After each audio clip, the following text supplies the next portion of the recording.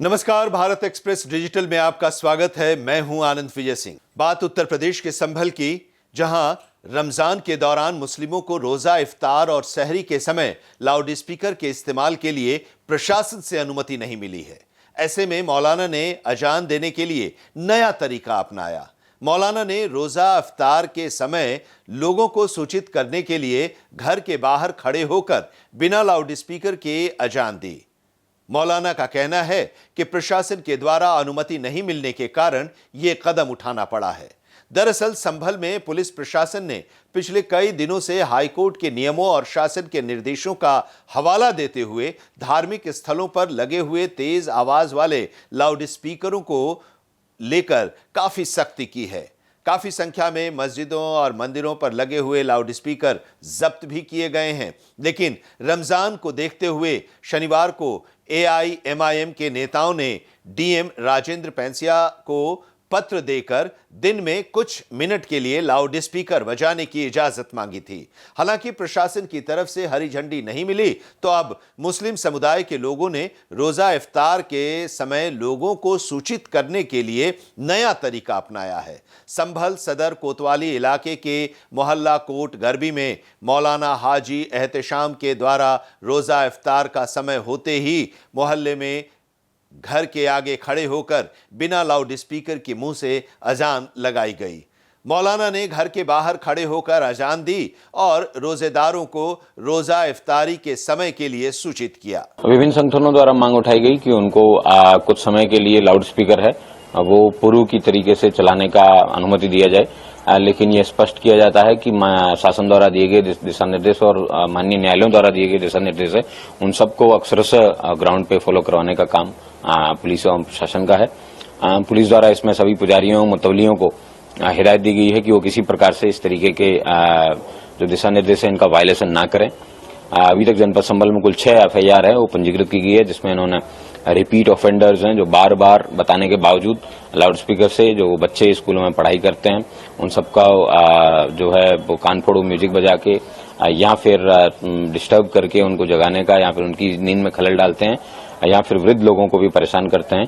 तो 6 इस तरह के अभियोग पंजीकृत किए गए हैं। मैं उम्मीद करता हूं कि जितने भी लोग हैं विभिन्न मतों के धर्मों के अनुयायी हैं वो लाउड स्पीकर से संबंधित जो लिमिट है उसको फॉलो करेंगे। Thank you.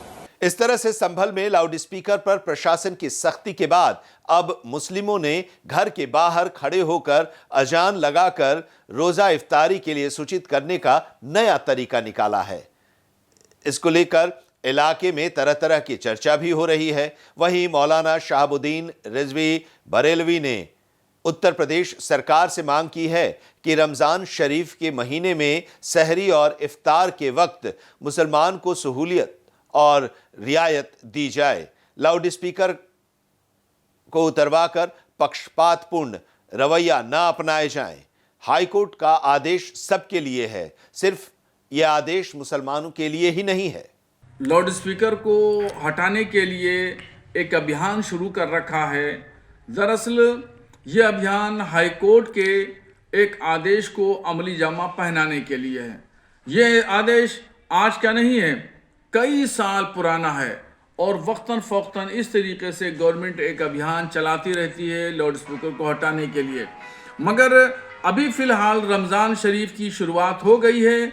आज पहला रोज़ा है, तो ख़ास तौर पर इफ्तारी के वक्त और सहरी के वक्त ऐलान की ज़रूरत पड़ती है और सहरी का टाइम 4:30-5 बजे सुबह होता है। तो इस वक्त लोगों को नींदें बहुत अच्छी आती हैं। जब तक लाउड स्पीकर से ऐलान ना हो उस वक्त तक आदमी की आंख नहीं खुलती है और उसको शेड्यूल पता नहीं चल पाता है सहरी का।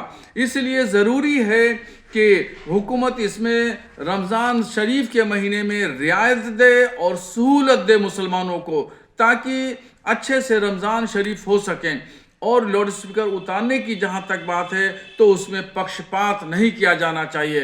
हर एक के साथ कोई भी हो, मस्जिद हो, मंदिर हो, गुरुद्वारा हो, चर्च हो, अगर परमिशन नहीं है तो सबके साथ एक ही व्यवहार होना चाहिए। इसी को इंसाफ कहते हैं, वरना फिर ये होगा कि दो तरह की आंखें होंगी, दो तरह के पैमाने होंगे इंसाफ के, और फिर ये अवाम पर हुकूमत का भरोसा ख़त्म हो जाता है। वहीं यूपी सरकार के कैबिनेट मंत्री संजय निषाद ने मस्जिदों में लाउडस्पीकर के इस्तेमाल पर सवाल उठाया है। उन्होंने कहा कि जब भगवान और अल्लाह कण-कण में बसे हैं तो लाउडस्पीकर की क्या जरूरत है। संजय निषाद ने ध्वनि प्रदूषण का मुद्दा भी उठाया और कहा कि तेज आवाज नहीं होनी चाहिए। अरे यार, ईश्वर तो कड़कड़ में है, अल्लाह कड़कड़ में, उन्हें माइक लगा के सुनाने की क्या जरूरत है। जब हम सब लोग मानते हैं कड़कड़ में है तो कड़कड़ में है तो काहे कड़क आवाज चले, शांति चले देश में।